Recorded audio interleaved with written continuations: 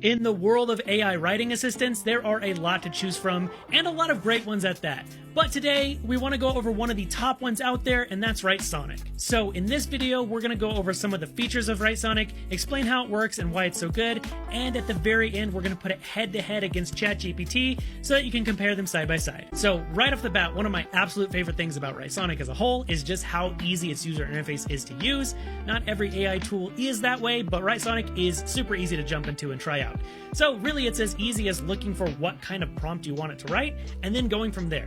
So let's say we want to create a blog title. We can go down to article and blog, AI blog titles, and then you kind of just go from here. You really just follow it step by step through to kind of create what you want. Let's go back to Writesonic Home. Same thing goes for really anything. You can do LinkedIn ads, Google ads. Here's your general writing prompts. We can scroll through here, and the list goes on and on. There's so much. So if we wanted to create an article here, we can just go in here, create whatever we want the topic to be, put in your keywords, and really it's as easy as that. It'll give you ideas, outline, etc. And Writesonic is just super easy to use, which is one of my favorite things about it. Since we're here, let's also talk about ChatSonic real quick. So ChatSonic here is your personalized AI chatbot, as it says right here at the top. And this right here is kind of the competition to ChatGPT. Now, the other thing that they have here as well is it's called BotSonic. So if you click this, this is their conversational AI chatbot designed for customer interactions. This I could do an entire tutorial on itself because there's so much to it. I'm not going to go super deep into that. Again, I'm going to keep saying it, but I'm going to reference the blog article down below. It's got more information if you're interested in this part of it, but we're not going to go super deep into that because that would take forever. So while we're here, let's talk about pricing real quick. So on a free trial account, you are limited to 10,000 words a month. You can kind of customize your plans here. So the pro plan that they start out with gives you 300,000 words a month, and you can kind of tailor this to how many words you need, upwards to 15 million words a month, I guess, which I don't need that many.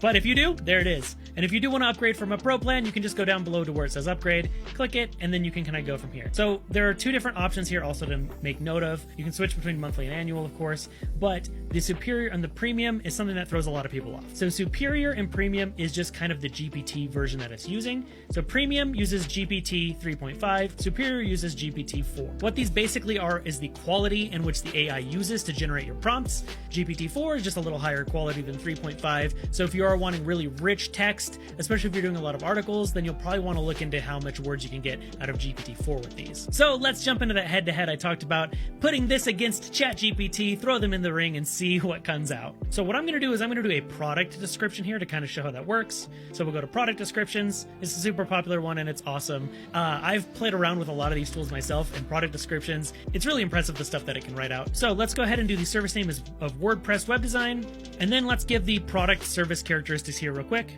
So here's kind of the description of what our product is. So we're offering, it's WordPress web design. Here's kind of what we do. And then for the tone of voice, you can kind of determine what type of description it's going to write out for you. Since we're doing a business product description, we want this to be a professional tone of voice. That's just what I'm putting here. So just kind of cater this to your business itself. Now we'll type in some keywords for it. We'll do WordPress, development, web design, and those would probably be enough for our keywords. If you don't know which ones you want to use as well, you can kind of search for keywords. So if we want to do like web design, search, here's some keywords that a lot of people use, and kind of just give you some ideas, which this is also a powerful tool in its own right, especially if you're dealing with like SEO and putting your stuff out there. So this is good to use, but for now, we'll just use these to keep it simple. So then there's the quality type, and these are what we talked about earlier between premium and superior. We'll just use premium for now. That's going to be based off of GPT 3.5. So then on the very bottom left, it's how many prompts you want it to do. We're going to do 2. And then we will generate this. So once you click generate, you'll see that it'll start to work, and then it'll generate our copy. I said I was going to do 2, but then I did 3 anyway. So here's the 3 that it came out with. So it came up with 3 different ones. One's 103 words, one's 123, and 179. And you can see they're very well written. I'm always super excited and blown away by how good these come out. But here, give us our 3 prompts. So we're going to jump over here to ChatGPT, give it a similar prompt as the one that I just did in Writesonic, and let's see what it comes up with here. So I told it to make our product description, and let's see what it says. Now you can see right off the bat that it is wordier than our other one here, It's like about 328 words. I just had it count in a word checker. And I find this happens a lot with ChatGPT, is a lot of them are just wordier and a little more, I don't want to say robotic, but that's the only way that I can kind of describe it. It seems more, I guess, sterile, and it doesn't have the personality that a lot of stuff you get with Write-Sonic. And that is one thing I really, really love with Write-Sonic, is those different personalities we talked about. You can really cater your copy to your target audience.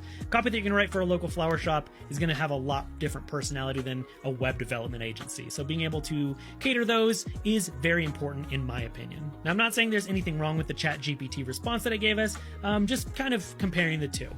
Having something that doesn't sound like it was written by AI is a benefit. If you're wanting that to be even better, if you are looking for more natural sounding things, that's where that superior GPT-4 comes into play on the more premium plans. So that's another thing to think about when you're creating stuff with Write-Sonic. So between ChatGPT and Write-Sonic, which one's the winner? I have to give it to Write-Sonic. I think just having the flexibility and the power to write a lot of different copy, the user interface is amazing, and just the powerful tools that it has, Write-Sonic is a clear winner to me. So for me, the winner goes to Write-Sonic. So there you have the basics of Write-Sonic, how to use it. That should be enough to get you started.